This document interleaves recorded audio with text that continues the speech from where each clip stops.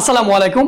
আজকে ক্লাসের টপিক হচ্ছে হেক্সাডেসিমেল যোগ। তোমরা যারা এখনো হেক্সাডেসিমেল যোগ পারো না, আজকের ক্লাসটা মূলত তোমাদের জন্য।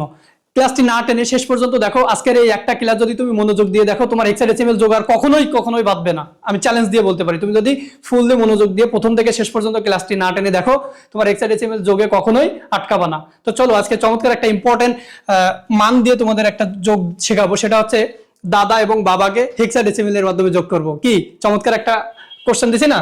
দেখো, দাদা এবং বাবাকে যদি আমরা হেক্সাডেসিমেলের মাধ্যমে যোগ করি, আমাদের হেক্সাডেসিমেল যে ভ্যালুটা সেটা দেখো কি আছে লাস্টে, এ, এবং এখানেও এ। অর্থাৎ হেক্সাডেসিমেলে তোমরা সবাই জানো যে এ মানে কত 10, বি মানে হচ্ছে 11, সি মানে 12, ডি মানে হচ্ছে 13, ই মানে হলো 14 এবং এফ মানে কত 15। তোমরা সবাই জানো ইতিমধ্যে।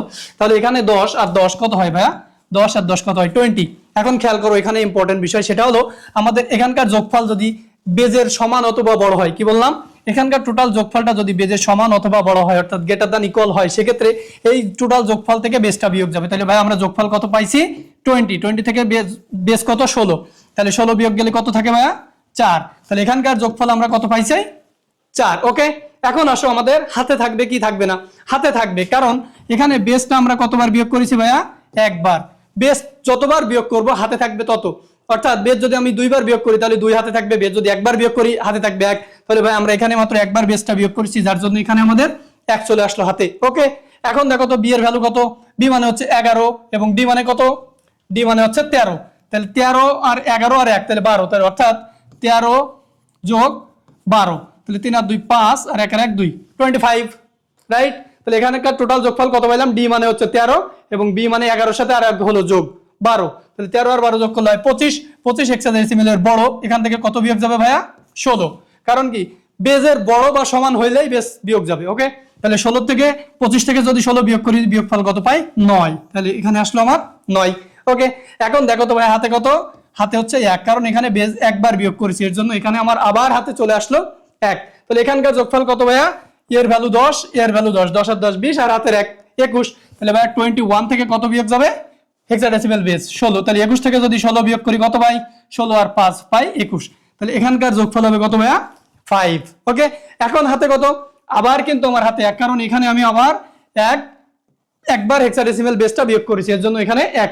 তাহলে বি মানে কত ভাইয়া? বি মানে হচ্ছে 11, 11 আর 1 কত হয়? 12, 12 আবার এখানে ডি মানে কত? 13। তাহলে 13 যোগ 12 কত হয় ভাইয়া? আবার 25। তাহলে আবার 25 থেকে কত বিয়োগ যাবে? 16। তাহলে 25 থেকে 16 বিয়োগ করলে আবার 9 পাবো। হাতে কত ভাইয়া? 1, কারণ এখানে এই যে বেজ একবার বিয়োগ করলাম। তাহলে এই পাশে আর কোনো ভ্যালু আছে? নাই। না থাকার কারণে আমার 1 এখানে বসে গেল।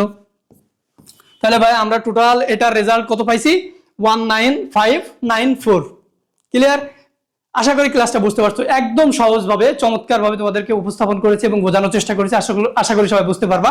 দেখো, সিস্টেমটা শুধু এটুকুই মনে রাখবা যে এখানকার টোটাল যোগফলটা তোমার বেজের বড় বা সমান হচ্ছে কিনা। যদি বেজের বড় বা সমান হয়ে যায়, বেজটা বিয়োগ করে দিবা। ব্যাস, এতটুকু মনে রাখলে আর কিচ্ছু লাগবে না। টোটাল যোগফল থেকে যদি বেজ বড় টোটাল যোগফলটা যদি বেজের সমান অথবা বড় হয়, তাহলে বেজটা বিয়োগ করবা। বেজটা একবার বিয়োগ করলে হাতে 1 থাকবে, বেজ 2বার বিয়োগ করলে হাতে 2 থাকবে। জাস্ট এটুকুই, আর কিচ্ছু লাগবে না। আশা করি ক্লাসটা সবাই সুন্দরভাবে বুঝতে পারছো। আজকে ক্লাস এ পর্যন্তই। দেখা হবে নতুন কোনো ক্লাসে, নতুন কোনো ভিডিওতে। আল্লাহ হাফেজ।